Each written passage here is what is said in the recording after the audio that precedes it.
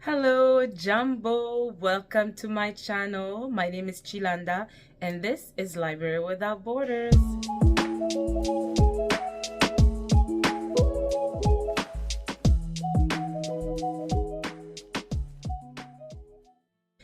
Okay, guys. So, as you know, we have come at the end of the month of February. It was Black History Month, and boy, oh boy, this month took me on a journey through the books that I chose to read for Black History Month, on a journey of unforgettable moments.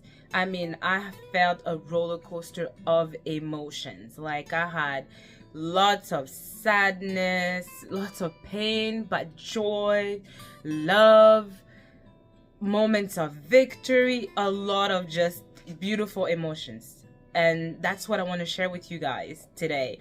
But before I do that, I want to give you a little history of the name of the channel. I bet you guys don't know how I got to the name, right? The credit actually goes to my beautiful bae. We were sitting there and I literally went to his face and I said, "Bae, I want to start a book channel." He's like, "Oh, whoa, okay." And I'm like, "You're going to help me come up with the name?" Because I know he's really witty. He's really good with like coming up with jokes and just, he's really good, guys. Okay, so anyway, so I'm like, okay. So we were playing with words, just brainstorming, and we were trying to see if we could do a thing with Congo and Canada, you know, sea to sea, because they both have a sea, but it wasn't working. And then this man just comes up with Library Without Borders. I'm like, that's it, guys. I had tears. I was like, that's it. That spoke to me. It was Library Without Borders. It means books that we will be discovering from around the world, even from outer space, guys. Okay, so yeah, that's how we came up with the name, and I hope you like the name. All right, guys, so without further ado, let's talk about these books. So first question, did I succeed in reading all the books I set myself to read? That is the million-dollar question, and I will answer it. I think I read most of the books, and probably maybe one out of my list didn't make it. And that is, let me see, that is this book. I mean, some of the books were thick, and also life happened, right? So I couldn't really get through them. So I think it was The Son of the House that I did not get to, but I promised to get to. I don't know if I'll put it from the month of March, because my TBR for March is quite a lot, and I have so many books I want to read, so I'm not sure, but we'll see. The first book I want to talk about, obviously, is Before I Let Go. Now, I'm not going to make a review about Before I Let Go just because it's so out there. A lot of booktubers have talked about it. A lot of book talkers have talked about it. So you probably have heard about it. You know about Before I Let Go by Kennedy Ryan. So this book, I will try to not spoil it for you guys, but this book does have sensitive subjects, first of all, and it's about a couple, Josiah and Yasmin, and they're basically going through a divorce. So it's a second chance romance as well, and it's a Black couple. They live in ATL, Atlanta, I think, and they have two beautiful children, and something happened that just made it that they couldn't be together anymore. And that's basically what Yasmin is grappling with. She's trying to go through the motions of the pain, of the sadness, of whatever loss and everything that went through during her marriage to Josiah. And as they try to basically start a relationship with different people, they're still drawn to each other. But they have at least a mutual respect. And that's what I appreciated about their story. They were still able to raise their kids without them, you know, fighting with each other or anything like that. But you could tell that they still felt things for each other, even though they were trying to be with different people.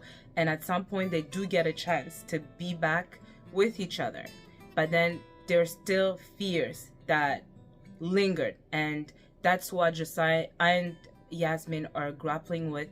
And it's a beautiful story.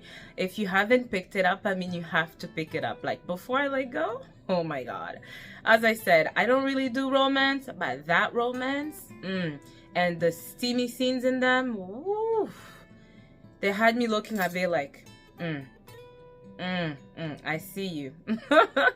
Anyways, that's what I have to say about Before I Let Go. The next on my list of books that I read was obviously Sister, Mother, Warrior by Vanessa Riley. Guys, I already have a book review about that book. It is a book about the Haitian Revolution. Okay, guys, and I already raved about that book in my review of it, so I'm not gonna spend too much time talking about it.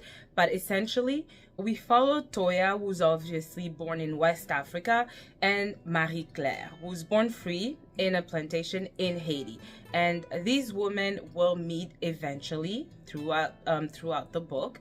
But basically, Toya is a warrior. She was a warrior in Africa, and then she gets sold into slavery by one of her own who basically betrays her. So Marie Claire is born free, but she's dark skinned, and obviously there is a lot of colorism. There's the Grand Blanc, Petit Blanc. There are the mulatto people who are called des affranchis, and we also follow Jean-Jacques, who's basically born on the plantation in Haiti, and he's the one with Toussaint Louverture, who will lead the revolution against the French to basically free Haiti and become the second independent island in in the West Indies, but around the world, where, you know, slavery was still being practiced. So it was quite a beautiful story, guys. Like I said, I don't want to spend too much time on it. You need to read about the Haitian Revolutionary. And I have to tell you guys, this is where I say I went through emotions, a lot of emotions. This book brought me through a time where I could just imagine these African women protecting their villages and fighting all these slavers trying to take them away. Like, we were strong. They were strong African people. Yes, some of them were not, you know, being nice by selling, you know, other Africans, but I love to hear about a story about African resilience. Africans being strong, being resilient, being women, you know, like I loved it, you know. So that's all I'm gonna say about that. If you haven't picked up the book, guys, and if you haven't watched my video, I will link the link somewhere here. And yeah, the next book on my list is The Black God's Drums by Jelly Clark, and this story is also about Haiti, a little, and New Orleans. And it follows a young lady who lives in the street. Her name is Creeper, and she basically stumbles on a secret. And this secret, if they don't do something about it, is basically gonna destroy the people of New Orleans, including Haiti as well.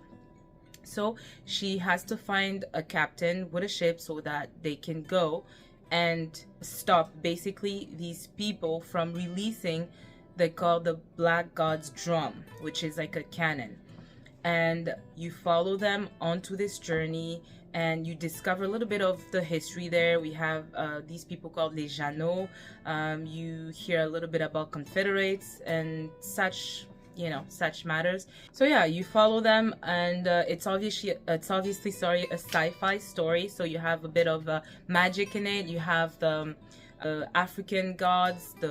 I think it was called oh yeah, so she's possessed. Creeper is possessed with the goddess called Oya, and she has other plans, and basically that's the gist of the story. It was a good book. I mean, like I said, I went through it like in a day. It was an interesting story. I picked it up just because, yeah, I liked the cover, and also it had like African magic, so why not? So if you're interested in a little bit of hearing about Haiti, New Orleans, a little bit of history, and a little bit of African magic, it's a good book to pick.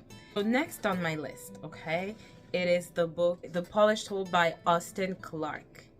Alright, so I actually followed the audio, and I recommend, guys, if you want to pick this book, follow the audio version. It's better. And it's a story set, I think, after World War II in the island called Berkshire. And I think I did a little bit of research. It's now Barbados. That's what the modern name is, but in the book it's called Berkshire. So we follow Mary Matilda. That's her name. And I love the way the narrator actually tells the story. I love her accent and the voice that she makes. Like, I cannot imagine Mary Matilda without the voice that the narrator describes her with. So basically it's this they live on a plantation, and the plantation is owned by Mr. Belfield's. And she calls the police. Basically, there's no spoiler. I will try to summarize the story with no spoilers, guys. But she calls the police and confesses to a crime. And then the police, who responds, is Sergeant Percy. That's his name. And they grew up together on that plantation. So he comes, and it's like a 24-hour of them talking and her explaining her life, basically, in that 24-hour span, and confessing to basically the reasons that led her to commit this crime. She actually confesses to killing Mr. Belfield. But guys, get this. The reasons why she did it, I would do it too. I would do it 100%.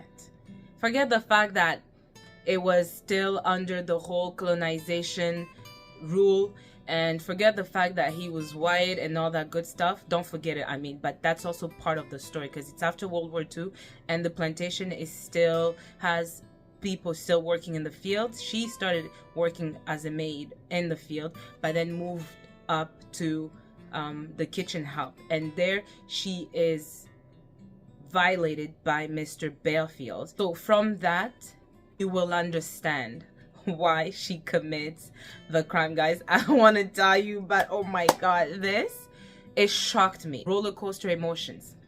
I went through grief. I went through a little bit of laughter with that the magic book. That was funny. So the polished hoe, I think why the book is named that is because she was always walking with that polished hoe, and she will always polish it, always, never knowing why she was always polishing.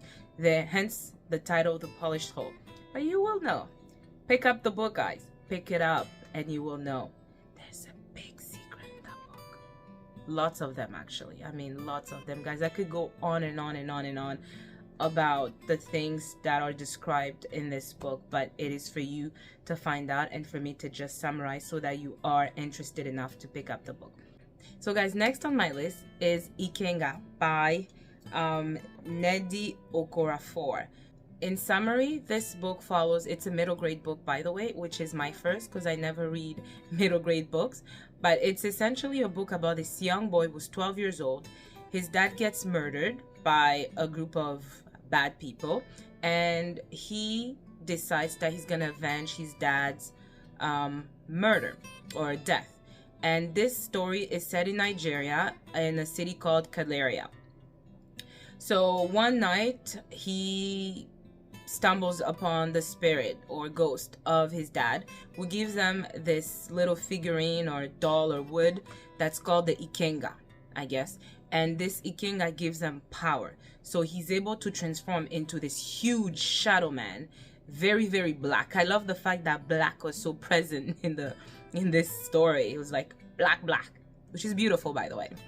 So he's able to transform and basically take on, you know, all these gangsters people, and he does that. You follow him with his friend. They basically set on this journey to avenge their dad. They discovered that the chiefs, who's ruthless, might have something to do with it, and that's why they set themselves to avenge Nnamdi's father's death.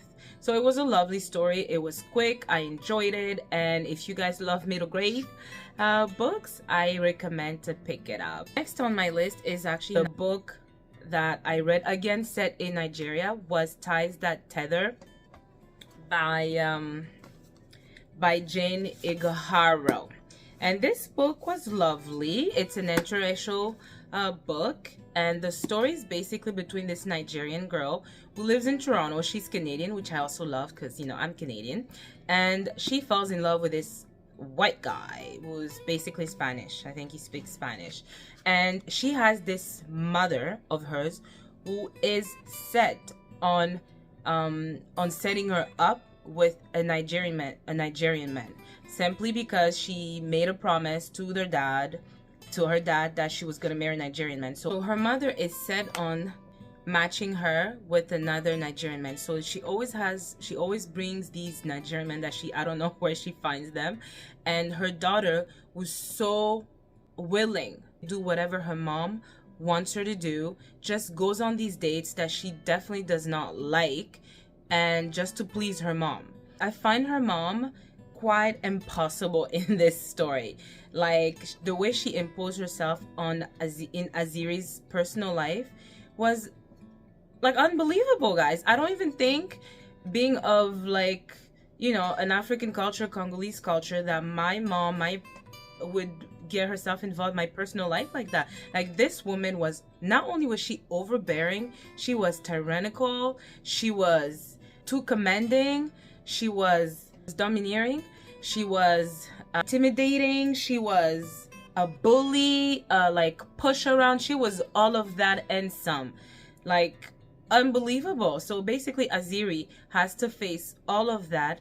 She's caught up with all these feelings she's feeling for these white men, and she knows that, you know, her mom obviously will not accept that, and now she has to choose between what her mom wants in terms of a husband for her and what her heart wants, what she wants, you know. So we basically follow that story between her and Raphael, and it's a beautiful love story. I didn't mind it. It was cute. I loved it. So next on my list is actually Night Crawling by Layla Motley. Her book actually made it to the Oprah's book club for the year 2022, and I'm actually just gonna do a separate review of this book. I'm gonna do a review of this and the book by Viola Davis, her memoir. I want to talk about these two books. Yes, we follow this girl who's 17 years old. Her name is Kiara, and she has a brother, Marcus. They live in an apartment. Something happened to their parents. I think her dad is dead. No spoils, really. And her mom is like somewhere in prison. So basically they're left to fend on their own. And that's where the story takes off. Basically, she has to find a job in order to pay for rent, for food, and all that good stuff. But unfortunately, she's not able to find a job because she's underage. And at first, I didn't understand the whole night crawling. I mean, I picked it up because crawling, night, I was actually thinking about like little bugs or something crawling. I have no idea. Like, even reading the story, I knew it was just gonna be a story of like a young lady, you know, finding, I have no idea what I was expecting. But let me just tell you a little bit of finally what night crawling meant. Essentially, she has to prostitute. She has to basically sell her body in order to make money and pay for rent. One thing about this book is that the author actually mentions it at the end. It's actually based on a true story of a 17-year-old that was being exploited by police. And the story made headlines. She was captivated by the story, and she was 17 years old when she started writing this story. Can you believe it? And it made it to the Oprah book club. So that's quite amazing. That's essentially the story. So she has to sell her body in order to make ends meet. There's some scenes there that are very disturbing, guys. Very disturbing. As a mother reading that, I was just like, I can't believe it. So as I said, I'll talk a little bit more about it in my review. Alright guys, that concludes my TBR for the month of February. I am proud of myself. I didn't think I could read this mini book having the kind of life that I have, but guys, I made it, and I hope that all these books or any of these books have captured your interest, and let me know if you plan to pick any of these books or if you read them. And I want to hear from you guys, so I want to say thank you again. If you made it this far, I appreciate you, and I will see you in my next video. Stay tuned because I got some great books for the month of March. All right guys, I will see you in my next video. Please don't forget to like, comment, and subscribe. Okay, all right, take care guys. Thank you. Bye.